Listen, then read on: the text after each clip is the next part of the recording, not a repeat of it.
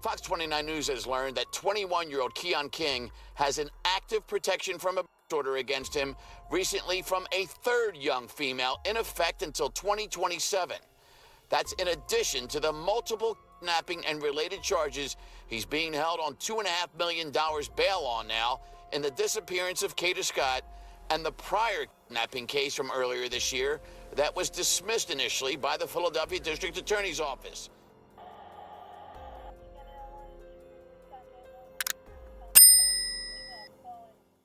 Now, I wanted to go over some of the latest updates in regards to the disappearance of 23-year-old Kata Scott.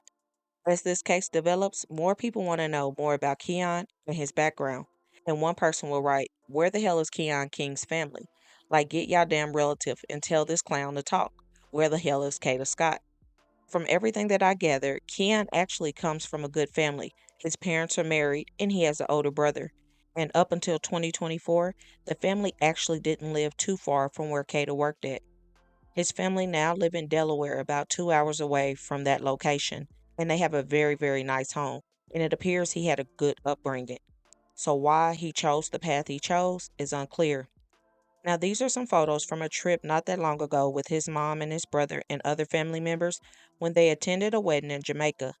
However, she closed her social media down pretty quickly after the press conference the first time, showing her son as the alleged suspect. For many years, his mom has held a very good job in the Philadelphia healthcare system, and his brother also works in healthcare as well and appears to be completely opposite from him. When our family initially first were searching for her and before a lot of information was out, they spoke on someone harassing her, and by all accounts, it looks like Keon is probably that person. But there are still so many questions, and people want to know if she even truly knew him, or was he someone just stalking her and following her online? Because on her main Instagram account, he does follow her main page. So let's actually take a look where Kata lived. Kata lived on this block. Coincidentally enough, on this map, this is her actual car. So this is the car right here that was left at her job. And if I go back, just 2 minutes driving distance away is the home where the alleged suspect, Keon, lived for many years. So they lived in the same neighborhood practically. So this is the same block that Keon lived on. But again, his parents recently moved in 2024 to a city in Delaware. And if we go from either one of their addresses again, we zoom out, this is 2 minutes apart. Very close proximity to each other they lived. If we go to the Terrace at Chestnut Hill, and we'll see that is very close. The Terrace at Chestnut Hill is located here, 5 minutes from her, and 7 minutes from his old address, and 5 minutes from her. So he definitely could have been running into her somehow, some way, and he probably was the one who was allegedly stalking her. And then if we want to go from there to where the middle school was, that's closed down now across from the Arboretum, and that's about a 7 or 8 minutes. So all of this is a very short distance. However, the bigger question is, did he leave that one area and drive in between here? I don't want to zoom in too much because it's the exact address of where his family lives. But I'm just wondering, could he have drove anywhere in between here and did something to Kata in the process? Now, we know he drove around in the Philadelphia area. They spoke about that in the press conference previously. However, they never spoke about his ties to Delaware. And I've been waiting for them to say something, like if there's a possibility he could have drove her across state lines. However, they have not mentioned anything. As most know, a few days ago, after authorities had a press conference, tips began to spill in, leading them to the actual vehicle that they believe Kata was last in. Besides the vehicle being located, they also had located a few of her items outside of a schoolyard, which happens to be right across the street from the Aubrey Arboretum. Also, his previous victim and ex-girlfriend will give more details about their relationship after she released a video showing Keon jumping her fence trying to get inside of her home. Carrie, call the cops. Call the. It's all these kids in here. Call the cops. He coming around the window. Go that way, Cameron.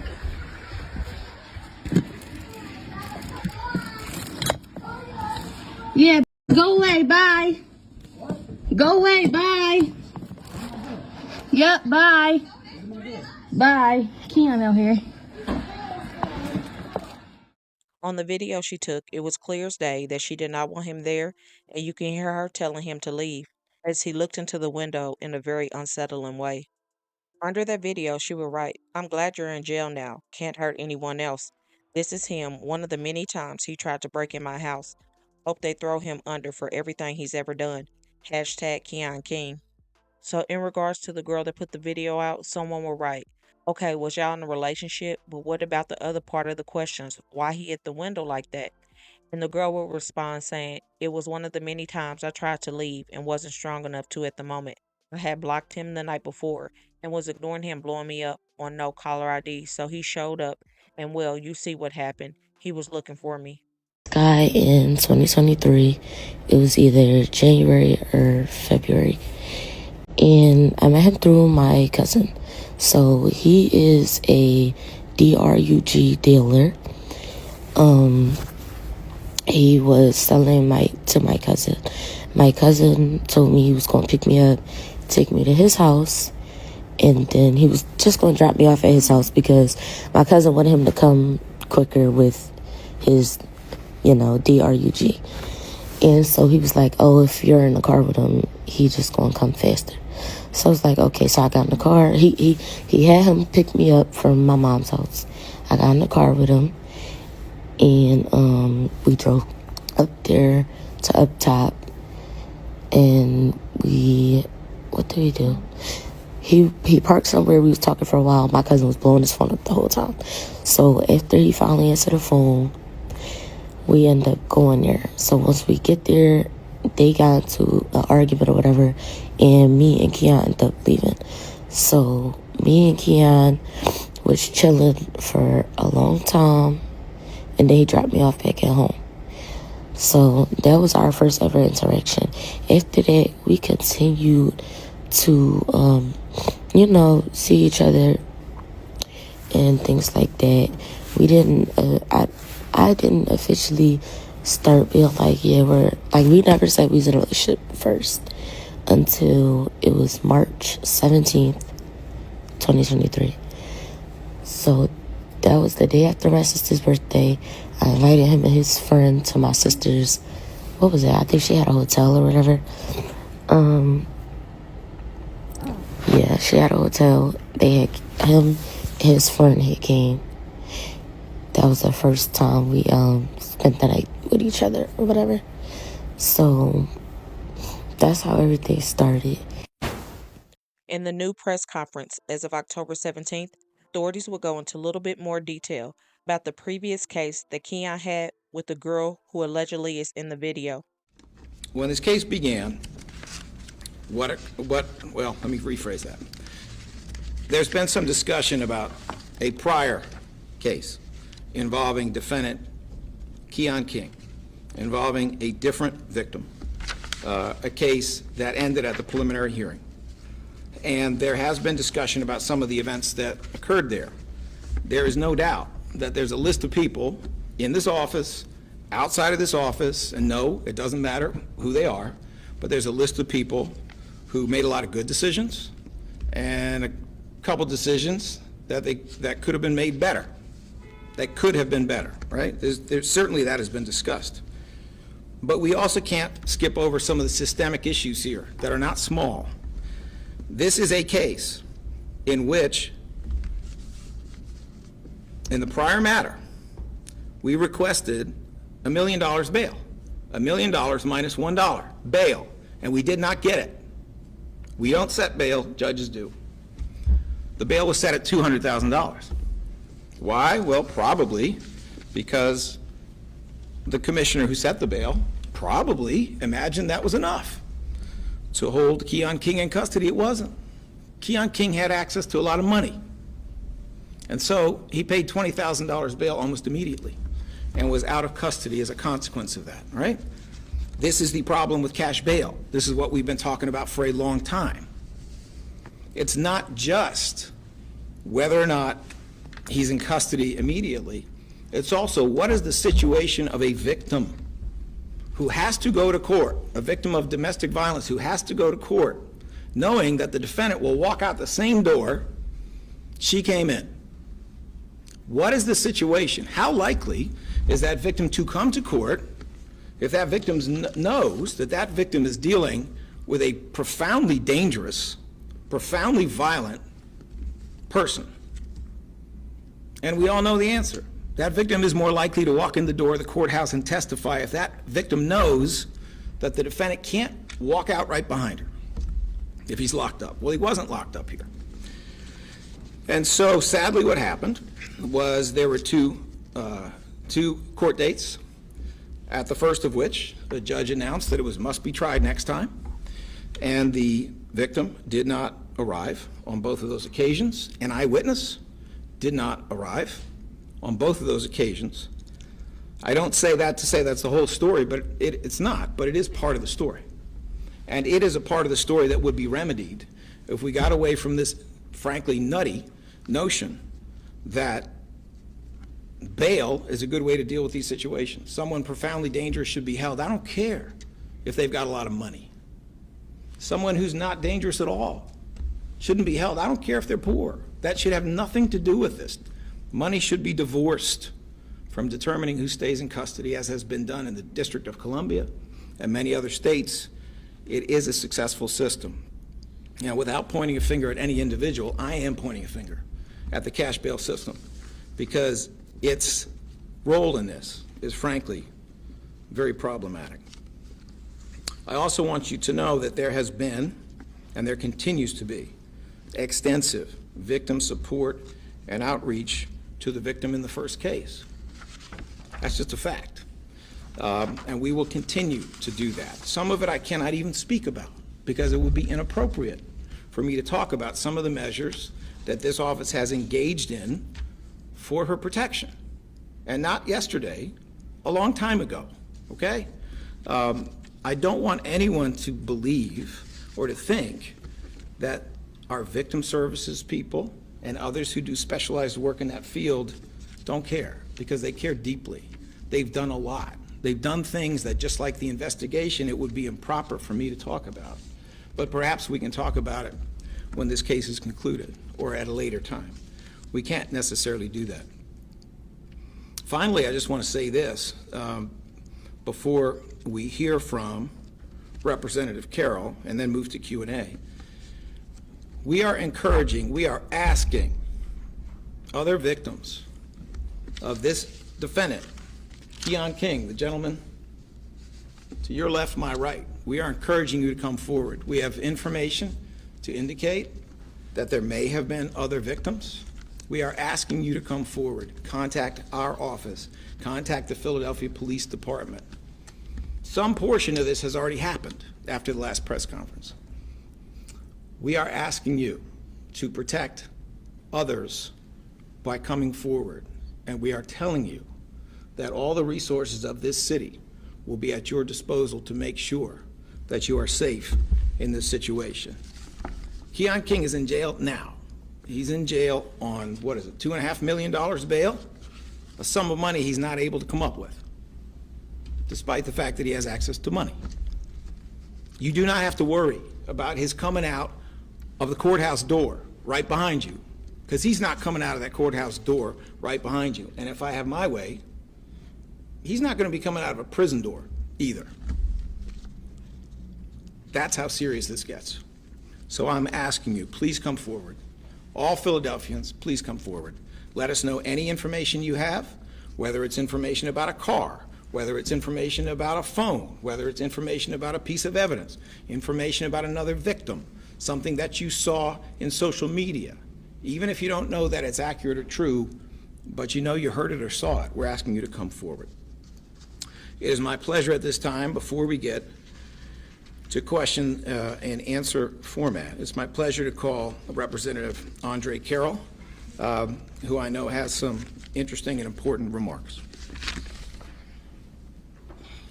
Good afternoon, everybody. First and foremost, I want to thank the DA's office. I want to thank the FBI, thank the homicide detectives who's assisted with this case so far. I also want to censor my remarks and concerns, thoughts, and prayers for the family. I recognize that we're talking about a 23-year-old young black woman. I've had opportunity as a criminal justice advocate prior to being elected to State House to work with young folks who have been tried in this city. And I've had the opportunity also to get to meet the victims' families. And walking in the courtrooms, there's a divide of both. But what I recognize is that, you know, I've had an opportunity to build relationships across this aisle, and I recognize in this moment that there is a family right now that is praying for the safe return of this young lady. I've worked with colleagues in the House, in particular Gina Curry, who introduced legislation around the Ebony Alert. Far too often in this country, when it comes to young black girls and women, we do not see this kind of outpour. In this case right now, we recognize that everyone in this city, from the community to law enforcement to elected officials, are committed to the return of Kata Scott. I want to thank you, Philadelphia, for everything that you've done so far at this point on behalf of the family, but I also want to continue to encourage you guys, if you see something, if you know something, say something. The DA's office, our judicial system, the criminal justice system, they can only do what they have access to as far as information. Hope cannot be relinquished yet. We can get Kata home. I have had the opportunity to meet Kata over the summer when Kata was running for Miss Philadelphia. Very timid, beautiful young lady. I am a loss for words as to how do we get to this point. It's not too late, guys. This family I've had the opportunity to talk to, they want their daughter, their sister, their cousin, their neighbor home. I'll close with this.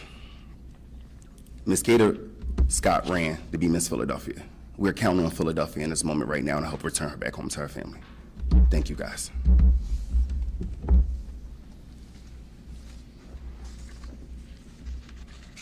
Thank you, Rep. Carroll.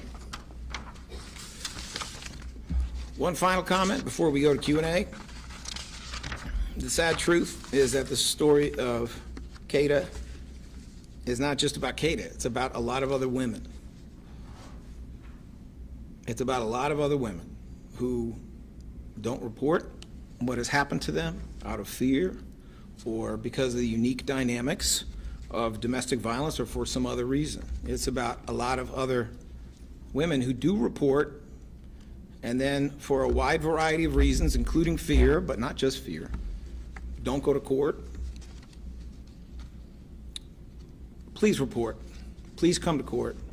Please let us try to do our very best with your case to protect you.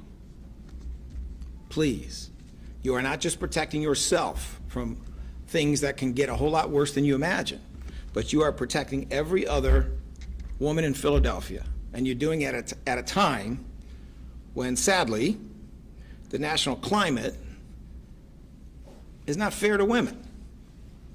So I am saying to every woman out there, every girl out there, every other person who may have been a victim of domestic violence of any sort, please let the Philadelphia Police Department, the FBI, the Philadelphia DA's office, please let all of us, and the mayor, please let all of us support you by coming forward. We will do justice.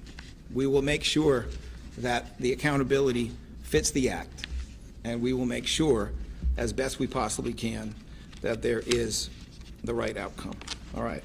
With that, we will move to Q&A. Channel 3 CBS, Joe Holden.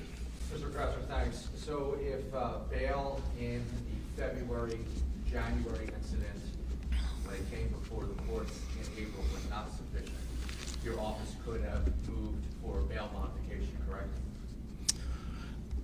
You have the option of trying to do what is often a midnight or 3 o'clock in the morning telephonic appeal to a municipal court judge. The unfortunate reality of this is that some, but not all of these judges don't want you calling them in the middle of the night. And if you do, they lower the bail. They don't raise it, they don't leave it, they lower it. So it is always a complex strategic decision. Why is that? Why would they lower the bail? Because of a phone call? Because they don't want to be awakened in the middle of the night, because they don't want appeals. Now, there are a lot of great MC judges, a lot of great CP judges as well. These appeals go to municipal court judges. So I don't want you to think in any way I'm saying that's what all of them do. But we know that it's done, and we know that it's done way too often, and therefore you have to make strategic decisions. about who that judge is, what hour of the day it is, whether there's any realistic possibility of increasing the bail. And we are still locked into a cash bail system in which some things that were done in 1978 seem to make sense to some of those judges now. So it's always a delicate balance, because the last thing you want, you know, who knows exactly how much money Keon King has when he first gets arrested. The last thing you want to do is to appeal it and then drive the bail number down so he's able to get out when you were asking for 5 times what it ultimately turned out to be. What's the access to cash? Can you elaborate on how he financed? That is an aspect of this investigation that I cannot really get into right now, but I can tell you there is reason to think that he had access to cash. I'm going to go in order, and if I miss you, please remind me, okay? All right, let me see. Becca Hendrickson, 6ABC. Yeah, Mr. President, what does bail have to do with your office's decision to not prosecute anyway, then, and drop this case? So the actual history of this case, as I understand it, and, you know, please understand, we've been trying to dig into this to make sure we are accurate. If anything I say turns out to be inaccurate, we're going to correct it, okay? But my understanding of what happened with this case is that it involved an eyewitness, it involved a complainant, there was some other video evidence that was available, and at the first listing, eyewitness was subpoenaed, the complainant was subpoenaed. At the second listing, once again, there were subpoenas. We believe that at least 3 of those 4 subpoenas, all of which went to the addresses that were identified, we believe at least 3 of those 4 got to their destination. There were multiple phone calls that were made, phone calls to the victim in those earlier cases, and they were not just made by one person. It was made not only by the prosecutors handling the case on both dates, but also made by people in victim services. Those calls resulted in voicemails being left that were detailed. They were not returned at that time. The eyewitness did return a phone call. The eyewitness expressed that she was reluctant to come to court. I think that's a fair statement. Efforts were made to get the eyewitness to encourage the complainant to come to court. And ultimately, what occurred is the eyewitness did not show up for the first listing, neither did the complainant. The eyewitness did not show up for the second listing after a judge had marked it must be tried, neither did the complainant. We could have done better in that a really sophisticated approach to the case would have been to try to put it all on with video evidence. That is not usually an easy thing to do. I would say with 20/20 hindsight, it's something that could have been done, and I own that. I mean, ultimately, the buck stops here. It's not my job to throw other people under the bus. If there's a decision that is poor, and I believe that that was an incorrect decision, then we have to own it, and we have to try to do better moving forward in order to change that. But what I am saying about the bail is that it could have made all the difference in the world at the first listing for that eyewitness. If this man was locked up, she might have showed. It could have made all the difference in the world at the first listing if this man was locked up. The complainant might have showed, and the same is true for both of them at the second listing. Think about it. This is obviously someone who at this point we understand. But the eyewitness and the defendant knew him, okay? We know what he's capable of now. They knew at some level what he was capable of then. And the reason they had to worry that he was going to come out of the same door they went in the courthouse right after they testified against him is because he was on bail. So there is a direct link between the effect of bail and the appearance of witnesses, and that's the point I'm trying to make.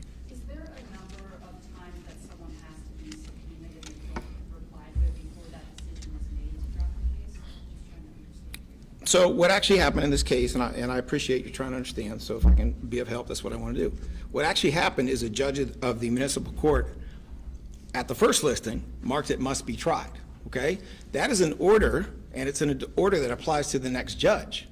that says you must try this case on this date. If you're not ready, if you don't put it up, it gets thrown out. That's what that order means. Under Pennsylvania law, if a judge at the same level, and it was a municipal court judge at the first listing, it was a municipal court judge at the second listing, if a judge at the same level makes that decision, under the law, it's not even supposed to be up to the second judge, unless there's some big change of situation. This judge is supposed to follow that judge. So from the moment that the first judge said this must be tried next time, for whatever reason, and I'm not going to speculate, I don't know why the judge said that, that was essentially a predetermined outcome if the case was not put up. The process of dismissal, withdrawal, whatever, is effectively the same thing.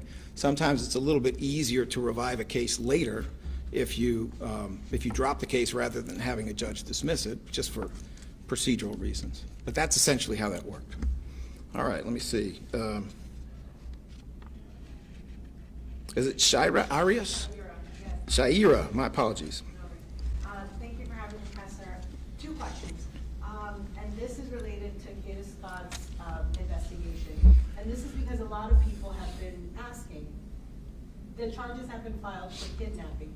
What new details can you give us about what exactly happened on October 4th, besides the fact that they were possibly last seen together, that folks could maybe get a hint, an idea of what exactly happened on October 4th, that you would be able to move forward with those charges of kidnapping? What happened that evening? All right, if you'll just allow me 1 second to speak with Ashley.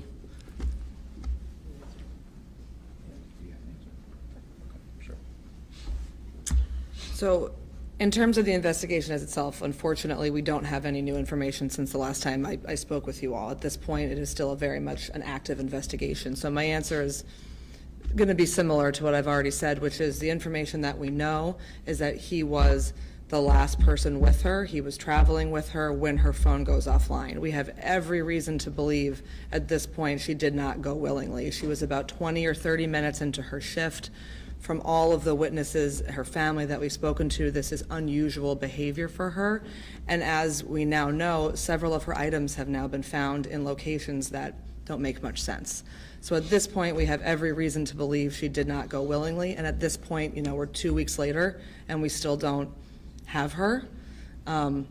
I think we have more than enough at this level to charge him with the charges that he's been charged with, which is kidnapping, criminal use of communication facility, recklessly endangering her, and all the charges that we approved. Thank you, Ashley. And my last question was, how many new victims have come forward since? So at this point, that's still very much in flux. I know the police department, I know our victim witness team are all fielding those calls, and so I'm sure at some point we'll have more information on that, but at this point, you know, I wouldn't want to speculate in terms of how many there are, but there are people coming forward. Thank you. Thank you. Let me also just supplement that without getting more detail than I should. Supplement that by saying sometimes when we get information or the police get information, it's coming about, let's just say, a car, right? Information about a car. Well, the significance of that information may be a lot more than what even the person providing it believes. If you get information about a car, if that takes you to a car, if that allows you to do DNA on that car, if that allows you to do geolocation on a navigation system in that car, if that allows you to look for other things, that may branch off in multiple directions and provide layers and layers and layers of important information. And as you all know, we are, and by we, I mean the Philadelphia Police Department, the FBI, other law enforcement partners are actively searching for her now, okay? So any tip, any information that's coming in, even if it's about a prior incident in which Keon King was involved, even if it's just about how he always does the same stuff, that may fill a gap in this investigation that's absolutely crucial to every effort to bring her home safely and to get the family justice. Is he cooperating at all with? I cannot comment on that at this time. Jennifer Lee, Channel 29 Fox. Thank you so much for taking the questions. I'm wondering, the prior kidnapping case, the victim, is she now working with your office? Has she come forward since this recent What I can tell you is that there has been significant contact with her, including meeting in person with members of the DA's office, significant contact with her family. I'm sure you can understand there are reasons why it would be inappropriate for me to say exactly where or exactly when. But yes, there has been significant contact with her. There have been discussions with her and her family. We have worked in the past and even now to make sure that she is in the safest position possible, that her needs are met in terms of what it means to bring a case like the one that she brought. And did she tell you the reason why she didn't show up in the prior court dates? Is it similar to the reason why a lot of these DV cases don't move forward in court, like you were suggesting? I'm not going to comment on that at this time. First of all, because I don't want to speak for her. I don't think that's fair to her. But also because I'm giving you the best information that I have. I certainly can't speak for the mental state of another person, and we are also making every effort to check our facts and make sure that our facts are strictly correct. So I'm going to respectfully decline to speak for her on that point. The social media video that has been widely shared now, is that from that prior kidnapping case? Well, let me just say this. Is that the video evidence? I'm not sure exactly which video you're talking about. I'm aware of what you might be talking about, but there's a little more social media out there perhaps than some people may realize, so I don't want to misspeak on that point. All right, let me see. Ellie Rushing, Philadelphia Inquirer. Can you give a little bit of clarity on when the warrant was issued for his arrest in the January incident? Because, so if the first case was dismissed in February, then she would have just been kidnapped and reported that a month earlier, right? Why not the ADA go to the judge and say, we just had another incident, this is evolving and we're still trying to get it done? All right, first of all, I just want to make sure I understand the question, if you'll just allow me a moment. Okay, do you understand the question? So if I'm understanding your question correctly, it's that these kind of two cases were intertwined with each other, yes? And they were happening very close. They were happening simultaneously. I mean, I think the answers we gave are kind of the answers that we're going to continue to give, which is, just because one case happens doesn't change kind of, again, I don't want to speak for her mental state, but this is a situation where he was on bail for everything. And obviously, I think that kind of answers a question in and of itself, which is he had an active case going on with her when the second case happened. I think that kind of answers it in and of itself, which is that he was out on bail on that first case and still committed this next one. I think that kind of answers it, right, in terms of what perhaps her mental state could be, or perhaps what anyone's mental state could be, where he has an open case and that's not even stopping him. And the allegations in that second case and in the first involve threats to her life. It's not just strangulation, it's not just kidnapping, it is legitimate threats to her life. And if he's doing this while on bail for one case, what is he going to do when he's on bail for a second? I think what I was trying to distinguish is he's not arrested for the kidnapping case until April, I think. Right.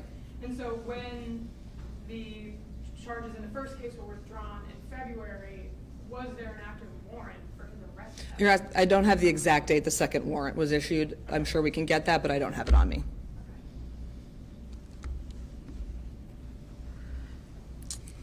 All right, Sherry Stone, Philadelphia Tribune. I'm sorry, I'm wondering if the gold car that was found belonged to Keon King, and like if you're allowed to give any details, like what happened as a result of the search, like did you find anything that can be shared? So obviously, when we did the initial press conference at the police headquarters, we had put that car out as a car of interest. Obviously, at that time, we indicated we believed he had been operating that vehicle. Perhaps she had been in it throughout that evening. We recovered that car. That car is still being investigated. Obviously, at this point, we haven't released anything in terms of that search, but it is being searched pursuant to a search warrant. But we do have significant evidence tying him to that car. We did before, and then we did upon recovery of that car. In terms of where it was, video evidence surrounding it, we can connect him to that car again.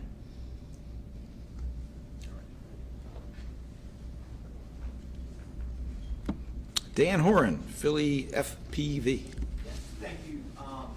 Just want to ask you about your victim services unit. It seems like there's a lot of incidents where you spoke on people are afraid to show up in court. Is there any part of your team that meets with these victims or speaks to them before the court case to meet them at the court and to move with them through the process and then out afterwards to make sure they get through their car and it goes smooth? So I can give you the short answer, but I think it makes more sense to let Mariel Dela Cruz, who is the chief of our Victim Witness Services unit, give you the longer, more detailed answer. Thank you. Good afternoon, everyone. So there are several things that happen when it comes to getting victims and survivors to court safely. So in some instances, we do have assigned detectives who are working in our office. So DAD, so detectives that are belonging to the district attorney's office, do a transport to and from court. But additionally, we also have our van services. So we do have a van that operates and picks up victims and survivors and also drops them off. Our protocol is that victims are ushered to our victim services waiting room, which I'm not going to give the location of that waiting room, in both the family courthouse and the criminal justice center as well. So we do have protocols in place to make sure that victims are, one, safe in the courthouse and also safe traveling to and from the courthouse from their homes.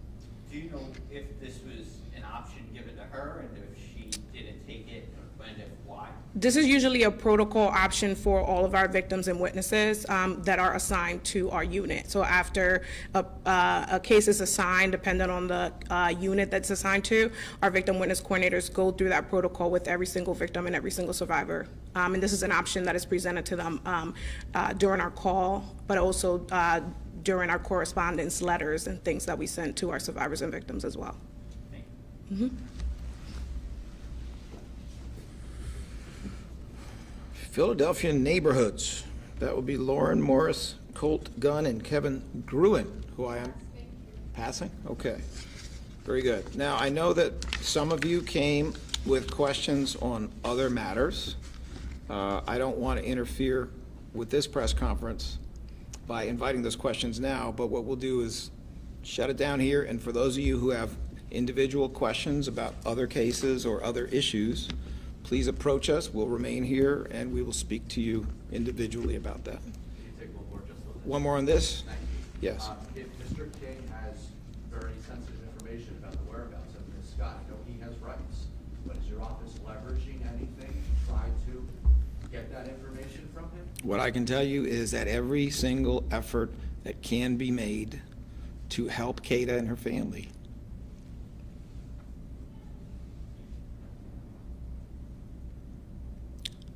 is being made. Thank you. All right. To sum it all up, Keon shouldn't have been released so easily, and the charges should have never been dropped, even if a witness or the alleged victim did not show up to court. If you know someone is committing a terrible crime, they still need to be held responsible. And I'm shocked that the court did not hold him responsible. And it's just a big failure in our justice system, because if he was behind bars where he was supposed to be, Kata Scott wouldn't be missing right now. It was also learned that Kata was talking to a guy, and the two had went on a date that night, and she returned home somewhere between 9:40 and 9:45 before heading to work. Law officials would speak to that young man, and he would give insight about who Kata was. Sources tell me investigators found Kata's glasses, her iPad case, and her cell phone case, along with her bank card, in the search of this no longer used Philadelphia public school building yesterday. That's 2.5 miles, mostly down Stanton Avenue, from where she worked and was last seen. While King hasn't been as cooperative as detectives would like, sources tell me the young man that she was on a date with the night she was last seen did cooperate. She went on a date here to Topgolf Saturday night, arriving home at 9:45 p.m., just 5 minutes before her mother saw her leave for work. That young man told police how easily approachable Kata is, based on how he met her by just rolling down his car window, and was able to easily strike up a conversation with her. The more and more information comes out, the more and more disturbing Keon seems to be. So now, from everything we can gather, he definitely didn't have a relationship with her because she was talking to someone else or going on a date. She didn't follow him on socials, but he followed her. And his past of treating women badly. Even more disturbing to think about, what if he followed her that night and seen her on a date? And that's when he decided, if I can't have her, no one else can. It's just sick to even think about. I hope that while he's behind bars, authorities are doing everything that they can to get him to tell the truth of where Kata is located. I'm scared to even find out whatever really happened to Kata and where she's at, and I just pray that she is safe and that she's okay. But for someone to do what he's done before in the past, the likelihood of things looks slim. But only God knows right now of where Kata is and if she's okay or not. One mother would take to social media as everyone is talking about this situation. She said, I'm not telling those that are investigating this case how to do their job, but at the same time, yes, as a mother, I am in agony over this case, and my heart and prayers go out to her parents and family. In my opinion, the previous case this young man had for the strangulation incident should have not been dropped. I don't know the ins and outs of the law, but something like this I think should have been prevented.